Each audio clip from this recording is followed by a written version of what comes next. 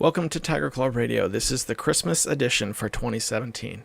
And as you've noticed, the closer we draw to Christmas, the less and less time I have to put this thing together. And thus, since this is the actual Christmas episode, we have to forego all formalities. However, I do have quite a bit of very good content for you this week. I hope you all are having a very Merry Christmas. Let's jump right into the van. We have two Vancast features this week. Coming to and from a special grocery store milk run that I did sometime in the middle of the week.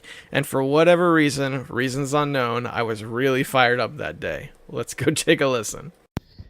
Oh, special milk run Vancast, special milk run Vancast, special milk run Vancast. I played, hang on a second.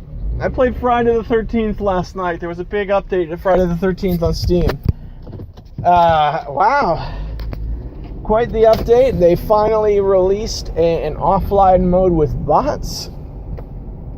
But more interestingly, they released the virtual cabin, which is basically, it's a museum on using the in-game assets. They have a little cabin that you can walk around in first person, which was a little jarring at first because it's a third-person game. None of Friday the 13th, apart from this virtual cabin, is played in the first person.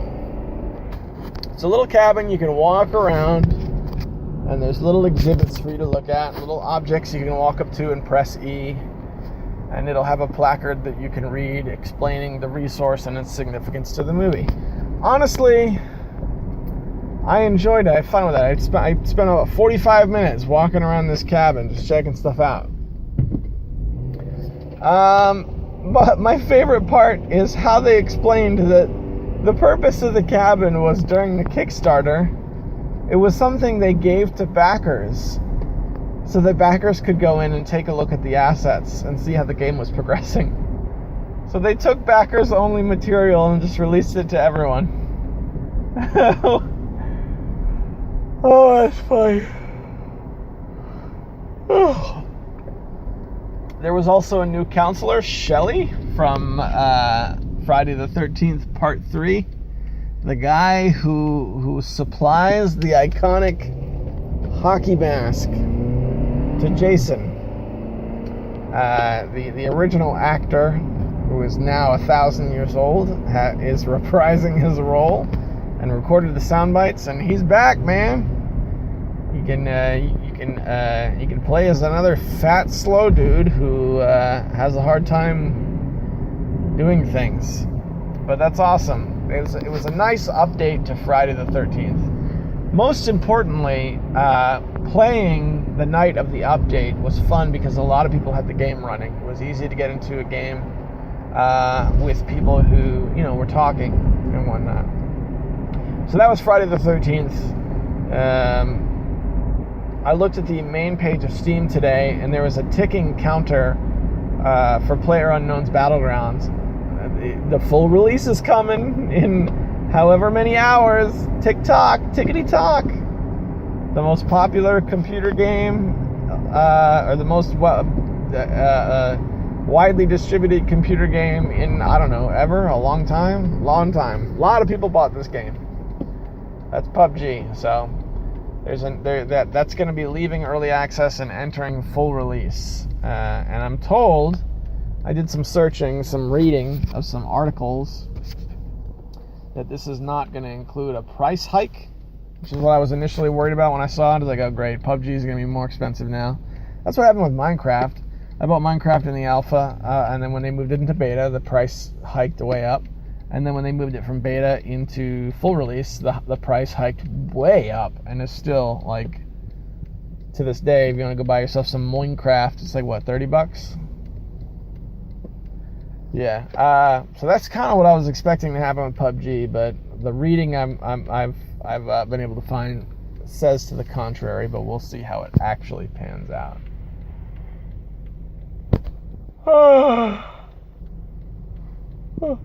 I'm on my way to get some milk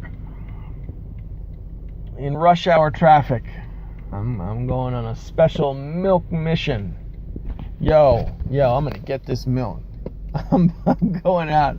I'm risking life and limb in rush hour traffic. We're gonna make this milk thing happen. There's another thing I wanted to talk about briefly. The Atari Box is apparently, I don't know.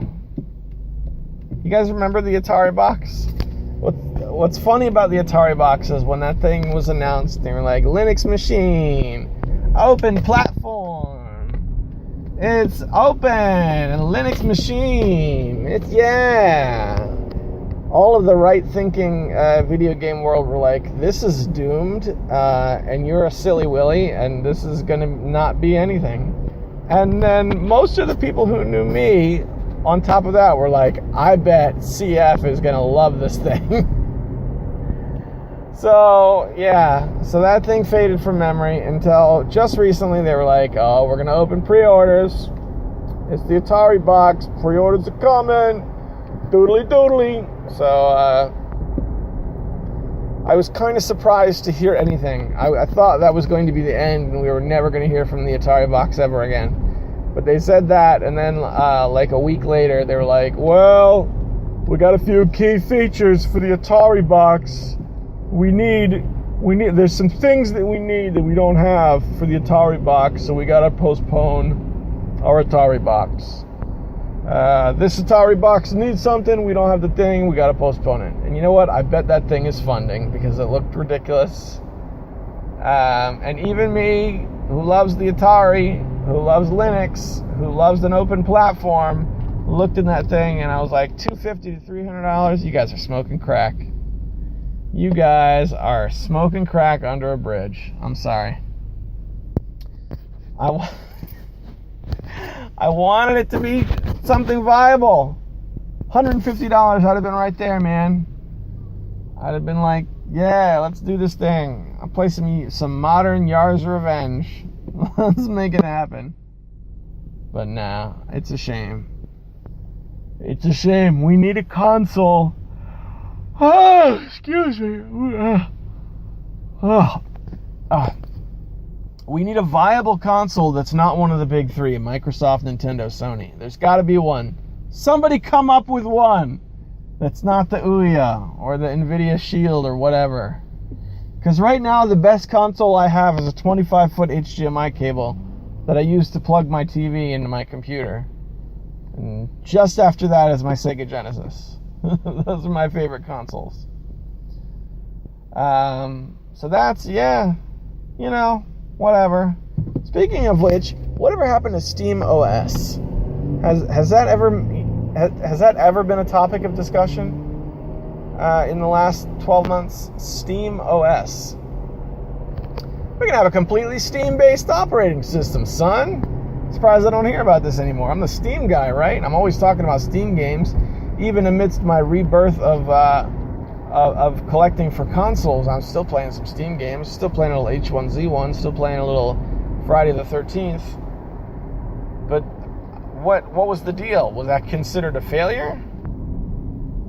I mean, I still see SteamOS. If you look at distrowatch.com, which is DistroWatch is like it's the central cultural hub for Linux distributions, you know, and you can see like a scoreboard of like the popularity of specific top Linux distributions, you know, for that day. So it's a scoreboard that goes up and down quite frequently, and at the very top of it you see like Linux Mint and Manjaro and Ubuntu and a lot of those like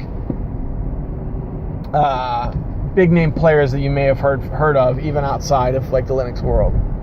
And then down towards the bottom you got a lot of really small ones like LMMS and things like that. Somewhere in that chart, last couple times I checked, SteamOS still exists. So, excuse me. Somebody must be running it somewhere.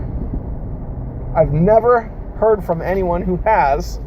I've even built a computer specifically to run it, and then while I was building it, just decided, nah, and that ended up also being a Windows 7 computer.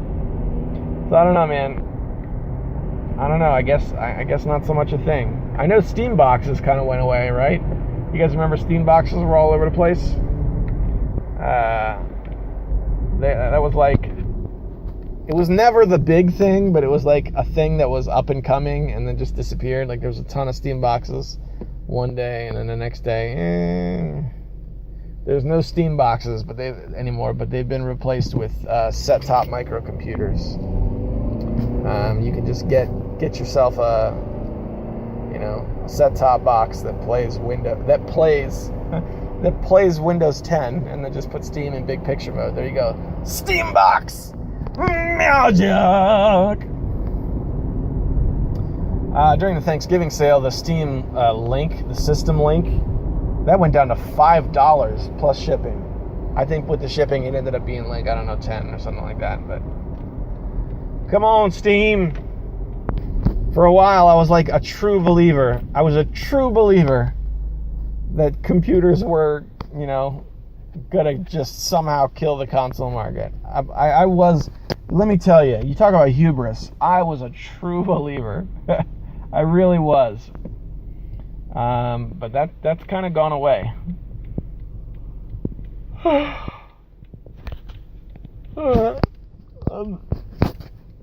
I'm pretty close to the store. I can see it now. So this is a pretty dangerous parking lot. So I'm going to go ahead and sign off here so that I stay safe. See you guys. I got to go on my milk run. Milk run. Wow. All right. Just a heads up. Excuse me. This is a Patreon funded podcast. I just take a minute to thank the sponsors. They are Hemrock, James, Sendu, Tecmo Balls, Darabka, Six Health of Fury, and the Cartridge Brothers. Thank you guys so much for supporting the show. Also, I would like to announce that Patreon has repealed their charge for patrons. Now the only person getting charged is the collector of the Patreon funds and not the donators. So you can now support for free the way it was around the time I first opened my Patreon. That was a charge they added maybe a week in or so. So special thanks to Patreon for that, and for those of you who are contributing.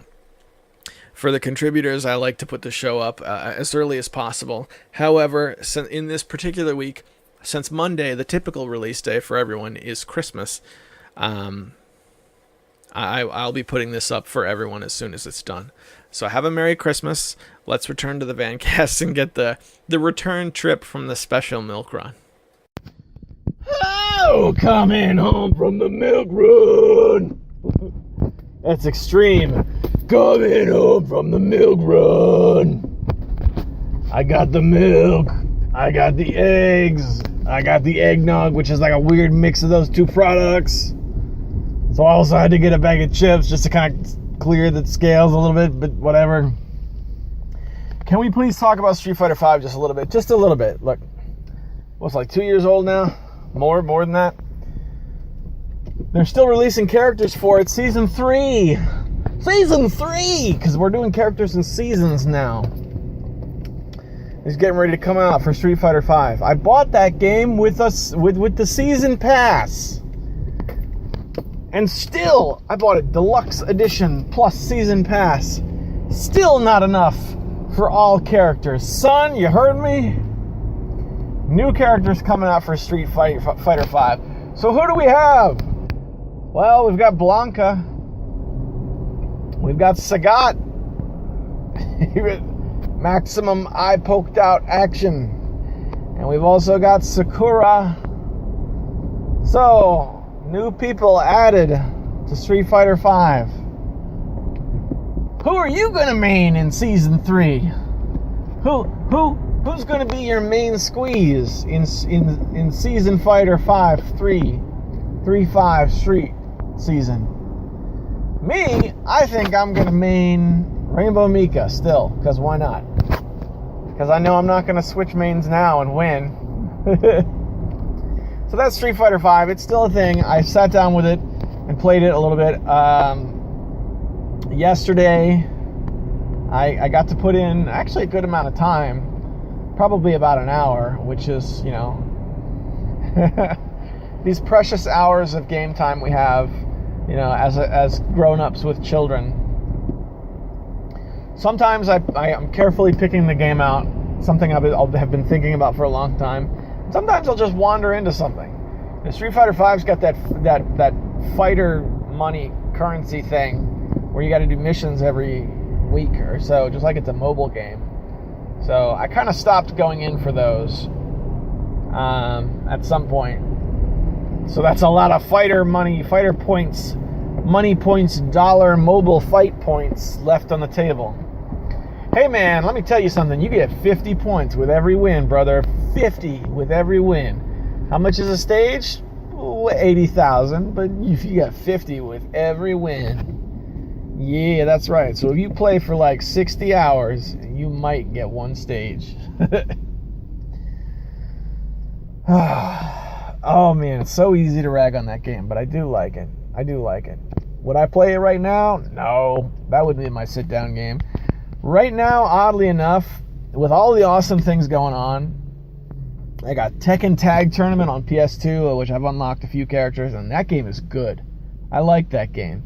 I've got a PS2 shaped package that's ready to unbox that I haven't opened yet, and I've got H1Z1's been updated. I've got they made H1Z1. They tried to make it a little easier because now the compass has waypoints on it like Skyrim does. But anyway, that game hasn't changed a whole lot. It's still just H1Z1. But Friday the 13th got its big upgrade. PUBG, I don't have it yet, but PUBG is getting ready to have its big upgrade, in another day or so. And we got the winter sales around the corner. But with all those things going on in gaming right now, what I want to play more than anything right now is Daggerfall. That's what I want to play. Daggerfall, and I just thought about this walking into the grocery store. Daggerfall very quickly became my go-to comfy game in a way that only an Elder Scrolls game can. And that's how I know it's legit. That's how I know that that's a game that holds just as much water as Oblivion and Skyrim and Morrowind. Because I've put about 3 hours into it, and it has become the comfy game. I don't know of a lot of mods for it, which is unfortunate. Now, there may be, and I just don't know where they are or how to get them. I know you can get a mod that puts underwear on all the naked bodies, because because Daggerfall, they didn't give a crap, man. Daggerfall is a game that does not give a crap. If you take the model and you pull all the armor and you pull the shirt off, guess what? They're naked. And that's Daggerfall. Better be ready for some nudity, son. So there is a patch where you can put underwear on all the naked bodies, and at least you won't get in trouble if you play it around your parents. So thank goodness for that. And there's some translation mods, and if you look on the Nexus, which is the cultural hub for mods for the other games, it's despite whatever Bethesda says, that's it. If you look on the Nexus, there's only like 8 different mods available for Daggerfall. So unless there's a site somewhere else that's got a ton of them, I think you're pretty much stuck with the vanilla experience. Now, there's differentiating from mods. There's a lot of patches available for Daggerfall. A lot. There's patches and there's save file editors, which is different from a mod in my opinion. That would be more of a trainer or a cheat patch in my opinion. But there's things you can do. I mean, you can tweak it a little bit, but yeah, I worked my way out of the first dungeon in Daggerfall, and I got to the map. It was dark outside when I first exited the dungeon, so I rested because I wanted daylight. And then I started walking. Hey, pick a direction and go for it, man. I knew there had to be something somewhere. So I walked until I hit my first town. And in my save file, that's where I'm at. I'm at my first town. I couldn't tell you what it's called, because even within this town, it's a big place. And it's somewhat difficult to navigate. I'm kind of disappointed that I can't really steal anything, because in Morrowind, if nobody's looking, guess what? It's yours. But in Daggerfall, apparently, if you go into somebody's house, even if nobody can see you, it's going to say, hey, this is personal property. Are you sure you want to open this box? And then guess what? The guards are going to come storming into the house. And then that's it. You're done, boy. You're done, boy! So that's Daggerfall. So far, the little bit of time I put into it, it's been a neat game. I haven't regretted my purchases. I do regret buying Battlespire like the day before those two games went on sale, so I could have saved a couple of pennies that way. But oh well, what are you gonna do? That's video games in a nutshell right now. No, you know what it is in a nutshell? It's Milk Run. Oh, hang on. All right, boys and girls, I'm coming home from the Milk Run. Coming home from the Milk Run. Got the milk and the other things that I need to have. I'm gonna try and worm my way into some kind of video games tonight. Christmas is coming. It's the 20th. Jeez Louise. Christmas is so close. In another week, all this is going to be in the past. I guarantee you every game I'm talking about right now, in 1 week's time, I won't. All of it will be just in the past.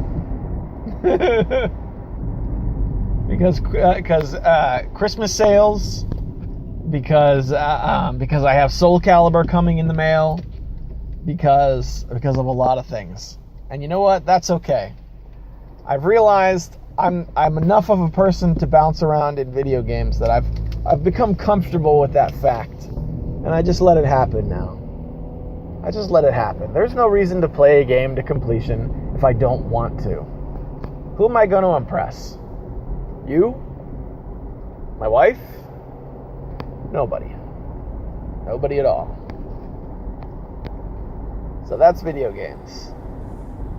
And let's throw you back to where I'm going right now, which is the ever so comfortable, well lit with Christmas lights, Panzer Studios. I'll see you guys there. Back here in the comfortable Panzer Studios, it is Christmas time, and hopefully, as soon as the holidays wind down, we can go back to featuring the awesome chip tunes that are being released every single day over at chipmusic.org. Hopefully I'll have some news about the Christmas sales that have started over on Steam today. But in the meantime, I'm going to do the best I can to make sure Christmas is magic for the kids and just be with my family. So whatever has brought you here 23 minutes into the podcast, I hope your life is good. I hope your Christmas is good. And I'm rooting for you. Very, very much so. Merry Christmas, and I'll see you next week.